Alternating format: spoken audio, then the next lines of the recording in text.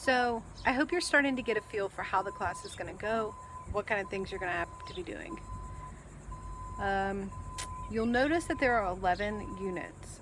Units 1 through 5 are going to cover the major perspectives: psychodynamic, behaviorism, social cognitive, can't remember them all. No. Social cognitive, humanistic, and biological and evolutionary.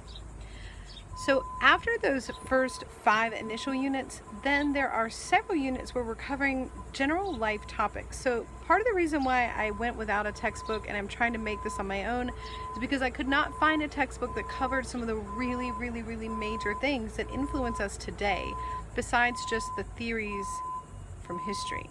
So for example, none of the textbooks I could find really addressed what is technology doing to us and our human condition and our human experience.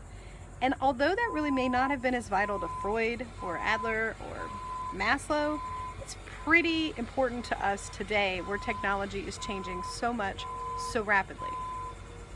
Also, I wanted to find a textbook that had a lot more about minorities, about women and the perspective of women, about African Americans and any other minority group, people with disabilities, veterans, as Erickson studied. But I couldn't find this in any of the textbooks. Plus, all the textbooks were like hundreds of dollars. So I'm trying to build my own to save you some money and to cover a lot of the things that I think are important that I couldn't find in any other textbook. So what about geography? How does our geography shape who we are? Our culture? What about your religious or your spiritual beliefs? Or your lack of religious and spiritual beliefs? What does that have to do with your personality? What about your sex or your gender? Does that shape your personality?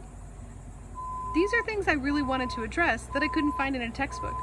So that's why you'll see that there are several chapters or units that aren't about a certain perspective that you're used to, but are about some topics that I just think are generally really important when we're thinking about human personality in today's society.